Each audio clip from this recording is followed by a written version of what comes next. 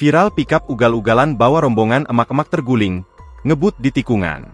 Beredar video yang menampilkan mobil pikap yang ditumpangi emak-emak terguling di jalanan Kelurahan Malakaji, Kecamatan Tompo Bulu, Kabupaten Goa, Sulawesi Selatan.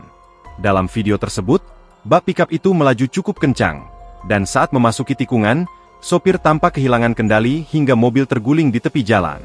Teriakan histeris terdengar saat para penumpang terpental dari bak pikap. Beberapa anak-anak juga ikut menjadi korban dalam insiden tersebut. Sejumlah ibu tampak langsung menggendong anak-anak yang menangis.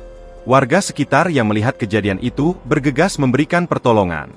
Salah satu warga bahkan terlihat menyiram air ke bagian mesin mobil pikap yang terguling di sisi kiri. Kasat Lantas Polres Goa, AKP Muas membenarkan peristiwa kecelakaan tersebut. Muas belum membeberkan kronologi lengkap kecelakaan tersebut.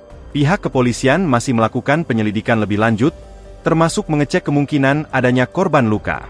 Saat ini, petugas masih menunggu laporan dari lokasi kejadian dan tengah mengumpulkan keterangan saksi-saksi di sekitar tempat kejadian perkara, TKP.